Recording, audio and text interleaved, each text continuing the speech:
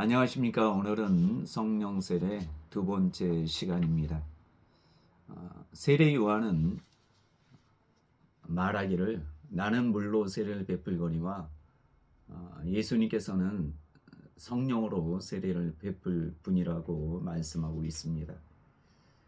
예수 믿는 사람에게 세례가 두 가지 있습니다. 물 세례와 성령 세례가 있습니다.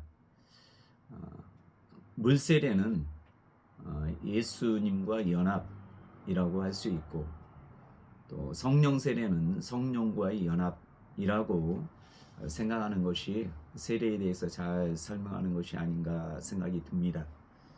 물 세례와 성령 세례를 우리가 연합의 측면에서 볼 텐데, 물 세례는 그야말로 예수 그리스도와 연합을 말하는 것인데, 우리 예수를 믿는 사람은 예수 그리스도와 연합하여 그리스도와 함께 죽고 그리스도와 함께 사는 것입니다. 예수님께서는 승천하실 때 마가복음 16장 16절에서 믿고 세례를 받는 사람은 구원을 받을 것이다 라고 말씀하고 있습니다.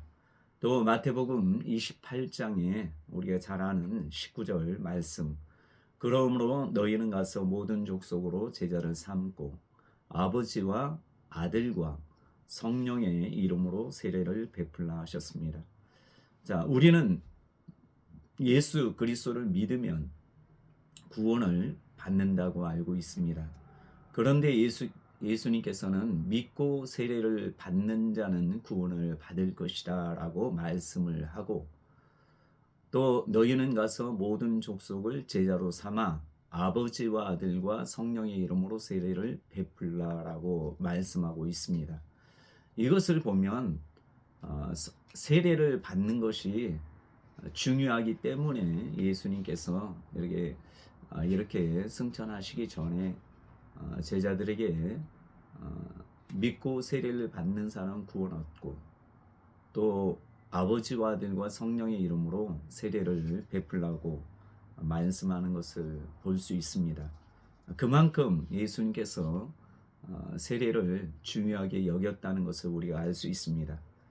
자, 믿는 사람들 중에서는 세례를 그렇게 중요하다고 생각하는 분들이 많이 있기도 하지만, 그럼에도 불구하고 굳이 예수 믿고 구원 받으면 되지 세례를 받아야 되느냐, 귀찮게 세례 받으라고 하느냐라고 생각하는 사람도 있는 것 같습니다.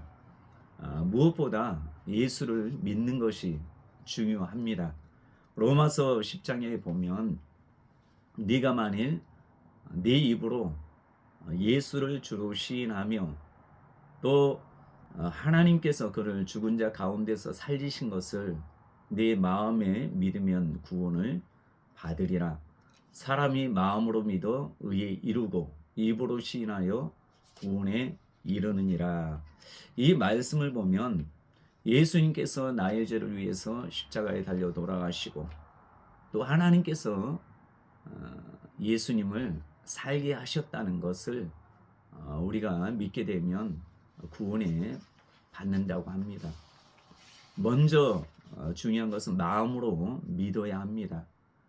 입으로 시인하는데 마음으로 믿지 않으면 그것은 믿는다 할 수 없습니다. 무엇보다도 마음으로 먼저 믿어야 되고, 그것을 마음으로만 간직하는 것이 아니라 입으로 시인해야만 구원을 받는다고 합니다. 그래서 예수님께서도 마음으로는 믿지만 입으로 시인하지 않는 것에 대해서 좀 염려스럽게 말씀하는 것이 있습니다. 누구든지 사람 앞에서 나를 시인하면 인자도 하나님의 사자들 앞에서 그를 시인할 것이요, 또 마태복음에 보면 누구든지 사람 앞에서 나를 시인하면 나도 하늘에 계신 내 아버지 앞에서 그를 시인할 것이라 라고 말씀합니다. 그러니까 우리의 기독교는 믿음의 종교라고 하지만 또 다른 말로 고백의 종교라고 합니다. 그러니까 마음으로 믿는 것으로 끝나는 것이 아니라 입으로 증거하고 또 고백하는 것이 중요하다고 할 수 있습니다. 예수님께서 분명히 영접하는 자, 곧 그의 이름을 믿는 자들에게는 하나님의 자녀가 되는 권세를 주셨다라고 말씀하십니다. 또 요한계시록에 보면 누구든지 내 음성을 듣고 문을 열면 그에게로 들어가 그는 나로 더불어 먹고 나는 그로 더불어 먹으리라, 이런 말씀이 있습니다. 그러니까 하나님을 또 예수 그리스도를 내 마음으로 받아들이면 구원을 얻는다고 하는 것입니다. 예수님께서 나의 죄를 위해서 십자가에 달려 돌아가시고 나의 의를 위해서 부활하셨다는 것을 우리가 믿으면 또 입으로 고백하면 구원에 이르는 것입니다. 그런데 사람들은, 예수 믿는 사람들은 그렇게 구원받으면 됐지 왜 굳이 세례를 받으냐라고 할 수 있는데, 이것에 대한 설명은 예수님께서 세례 요한을 통해서 분명히 세례 요한을 통해서 분명히 말씀합니다. 예수님께서 직접 세례 요한이 요단강에서 세례를 베풀 때 예수님께서 직접 그곳에 가서 세례 요한이 이분이 하나님의 아들인 것을 알고 어떻게 내가 예수님께 세례를 베풀 수 있느냐라고 말씀했을 때 예수님께서 이제 허락하라, 하나님의 의를 이루는 것이다 라고 말씀합니다. 그러니까 하나님의 뜻을 이룬다고 하는 것입니다. 예수님께서 이 하신 말씀은 하나님의 아들이고 이미 죄가 없으신 분이고 또 성령으로 잉태되신 분이기 때문에 굳이 세례를 받으실 필요가 없습니다. 그럼에도 불구하고 예수님께서 하나님의 뜻을 이루는, 내가 하나님과 연합되었다는 것을 그분이 예수님께서 친히 세례를 받으심으로 이렇게 고백하는 것, 또 인정하는 것이 바로 예수님께서 물세례를 받으신 것입니다. 이와 마찬가지로 우리도 예수님을 믿고 구원받았다는 것, 또한 예수님과 함께 연합되었다는 것을 하나님 앞에 또한 사람들 앞에서 인정하고 고백하는 사건이 바로 물세례 받는 것입니다.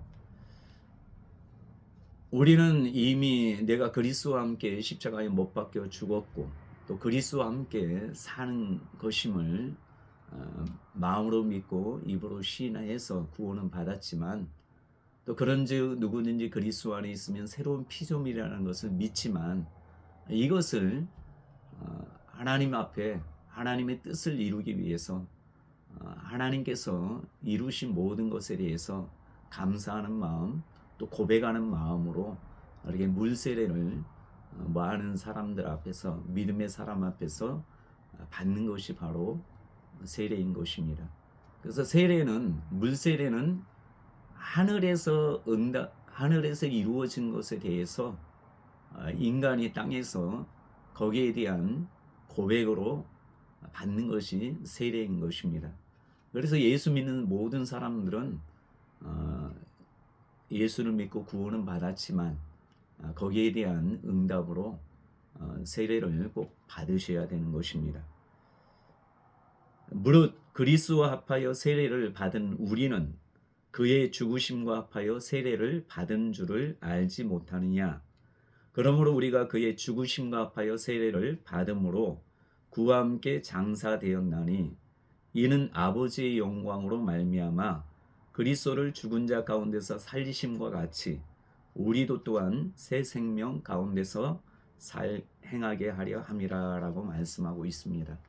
그렇다면 성령 세례는 무엇입니까?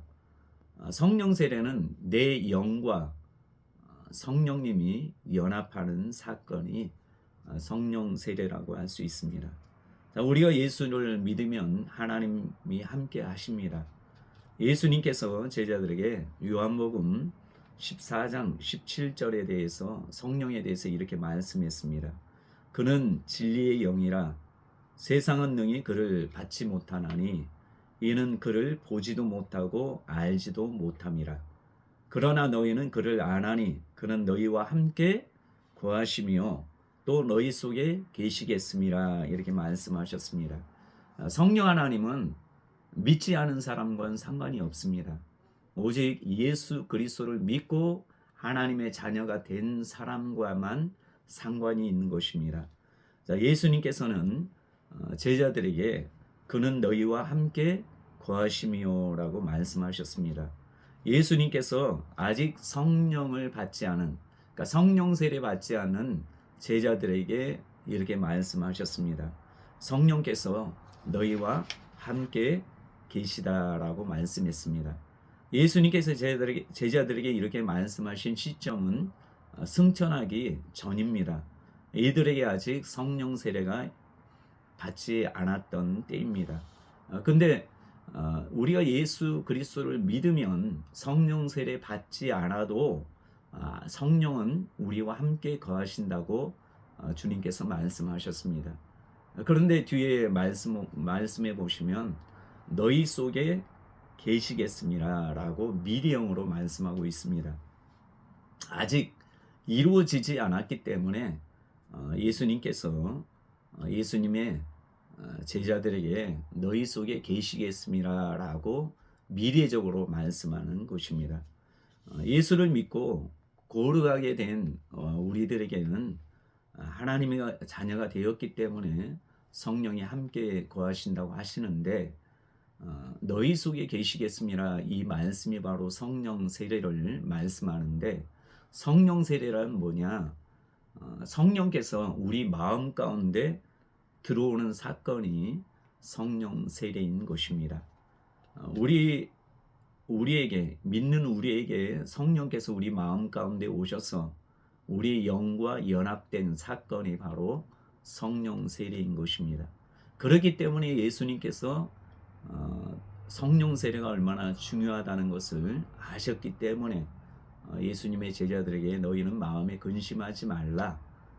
그를 나를 믿고 하나님을 믿고 나를 믿으니 걱정하지 말라. 내가 떠나가면 승천하고 나서 아버지께서 약속하신 성령을 보내시겠다라고 말씀하는 이 사건이 너무나도 중요하기 때문에 예수님께서 성령 세례를 계속해서 강조하고 있는 것입니다. 고린도 후서 1장 22절에 보면 그가 또한 우리에게 인치시고 보증으로 우리 마음에 성령을 주셨느니라 라고 말씀합니다. 또한 갈라디아서 4장 6절에 보면 너희가 아들이므로 하나님이 그 아들의 영을 우리 마음 가운데 보내사 아빠, 아버지라 부르게 하셨느니라 라고 말씀합니다. 자, 하나님께서 우리가 예수를 믿는 자녀이기 때문에 우리 예수 믿는 자녀들이 고아처럼 또 근심 가운데 살지 않고 항상 돕는 우리와 함께 거하셔서 영원토록 함께 거하시면서 성령과 함께 하기를 간절히 소망했기 때문에 예수님을 통해서 너희가 성령 세례를 받으라라고 말씀하는 것입니다. 하나님께서는 우리가 예수님을 믿는 자녀이기 때문에 성령 하나님을 우리 마음 가운데 보내서 하나님을 아빠, 아버지라고 부르게 하시는 것입니다. 자, 성령과 우리 영이 하나 되는 사건, 연합되는 사건이 바로 성령 세례인 것입니다. 거룩하신 성령께서 우리 좁디 좁은 마음 가운데 좌정하시는 사건이 바로 성령 세례인 것입니다. 성 어거스틴은 이렇게 말했습니다. 무소부재하시고 전지전능하신 하나님께서 우리 좁은 마음에 들어오시는 사건은 너무나도 신비한 사건이다 이렇게 고백하고 있습니다.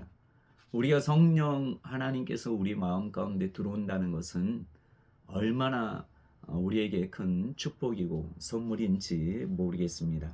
자, 성령 세례를 받게 되면 성령께서 우리 마음 가운데 오셔서 우리 영과 온전히 하나가 되는 사건이기에 영원토록 너희와 함께 하겠다라고 말씀하는 것입니다.